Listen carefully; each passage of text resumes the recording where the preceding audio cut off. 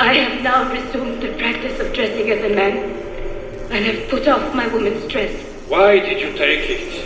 Who made you take it? I took it of my own free will, with no constraint. I prefer a man's dress to a woman's. You made an oath, Jeanne. You swore to never again dress as a man.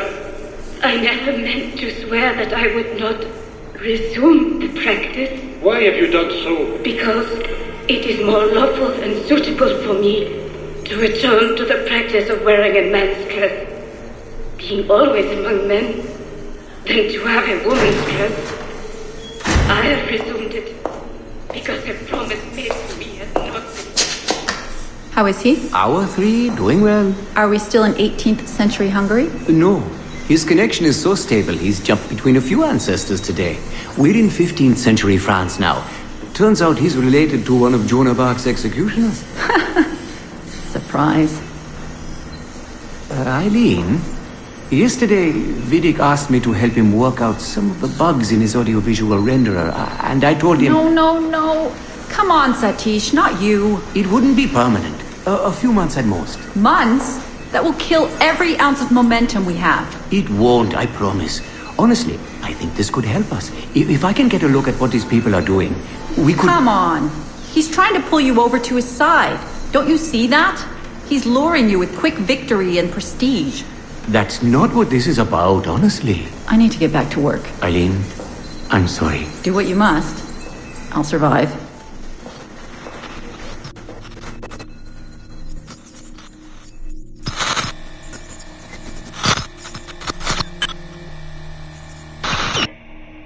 Surrogate Initiative, Test Session 32, April 2nd, 1981. Host Eileen Bock. DNA sample SB1970. Miriam, are you awake? What? Miriam, they're coming for me. Who is the guards? I see them from my window, amassing in the courtyard. My time is up. Basil, don't say this. You don't know that. Forgive me for this, Miriam. But I must tell you something. The artifact. We have it. But only Oscar and I know its location. Don't tell me. They will release you. Your family has connections. You must take the artifact and bring it to the assassins in Paris. Please don't. I don't want to know. It's safer if I don't. Hush now. If I die, knowledge of its location dies with me. You must bring it to the assassins. Assassins? I don't understand. The spire of St. Petrus. No, I don't want to hear. Sound 7!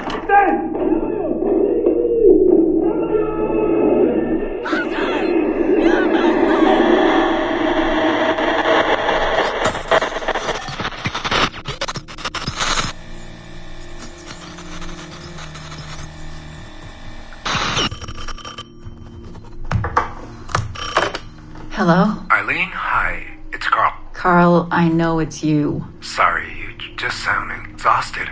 Did I wake you? No, I've just been busy. It sounds like it. I'm just a little tired, that's all. No, I mean, your project sounds fascinating. Your colleague, Dr. Warren Vidic, he called me recently and he told me what you've been up to. He what? Warren? Yeah, he told us about your research, memories, ancestry, all of that. He even asked if we'd be willing to come in and... No! Jesus, no! What the hell is he doing? Eileen, it's okay. We signed some papers, non-disclosure stuff. No! He's trying to fuck me over! Damn it! Eileen, we just talked about my mother, just like you and I did. World War II. That's all. It's the artifact. The what? Carl, if he calls you again, you tell him you work through me, okay? That's it. Vidic has been a pain in my ass for years, and I don't need him getting all the glory for my 2 years of hard work. All right. So how should I go about this? I mean, the wheels are in motion. I don't know. Just go through me if he contacts you again. Please? All right. You'll do that? Of course. Yes. Thank you, Carl. I'm sorry I was short with you. I've just been exhausted. That's all. It's all right, hon. Just take care of yourself. Morning, Eileen. We're almost ready. Just a few more adjustments. Okay. I had the team do some research on this artifact we've been chasing, and it appears the Third Reich actually found something matching its description sometime in 1940. Eileen, are you all right? Sorry, yeah. I'm fine. Just a little scattered. Vidic called my ex-husband last night. He wants to put him in the Animus. To find the artifact before us? Exactly. Well, it would be fast using Vidic's Animus. And maybe that would get us back to our original work. Satish, if we let that happen, then all our money dries up. Lillian is paying for us to find the artifact, not improve our methods. Do you understand? Right, of course. I'm sorry. Let's just burn those bridges when we cross them. Are we ready? Yes, just a few more adjustments, Senorian. I made a small change to the genetic input modulator. I'm hoping that buys us a few more minutes. Even a few seconds would be nice. I'm ready. All right, settle in.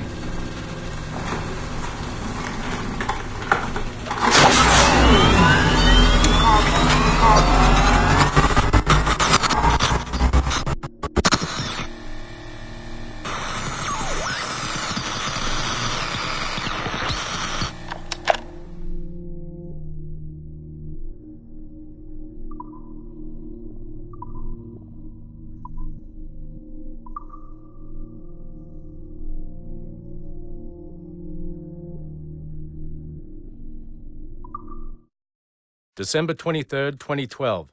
Sample Recovery Unit Team Lead Fisher Case reporting on Subject 17, Desmond Miles. The subject was deceased and unattended. Time of death was placed around 00 hours and 7 minutes, with conditions favorable for DNA sample recovery. We had some initial concerns about interference in the vault, but given the skill and talent of this team, we were able to capture useful data. I personally retrieved the subject's backpack and extracted a number of objects of interest to undergo detailed analysis.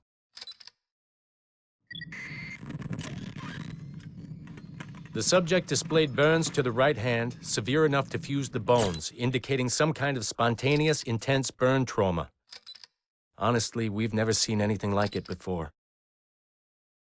Head, neck, and torso remained in good condition. I hand-selected recovery agents to retrieve fluid samples, blood and saliva. We then commenced material extraction and were able to preserve several exemplary samples.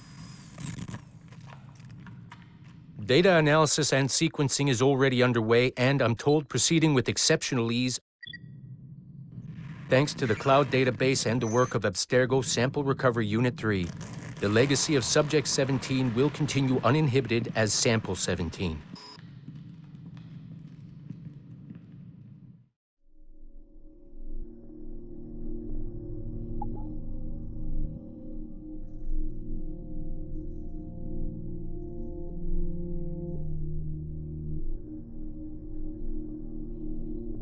Okay, it's been a few weeks since the last recording. Sorry about that. Of course, I guess it's just a few seconds for you. I'll leap down the playlist. Anyway, I was talking about Clay. Kaczmarek, Subject 16. So, when I fell into a coma back in Italy and woke up in the Animus Black Room, it was, so calming. I had woken up into a dream, haze, a dream where none of this mess had ever happened. Felt like I should just be getting ready for another day of pouring drinks at bad weather, and another day of complaining about being between girlfriends and wondering what the hell to do with myself. But when I saw Clay, just sitting there, it started to come back. Piece by piece, and when he told me about Lucy,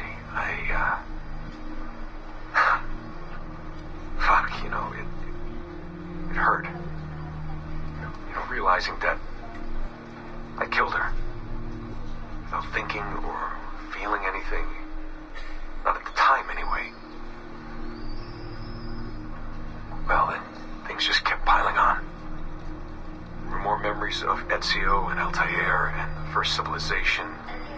And then, right before he vanished, Clay passed on his memories to me.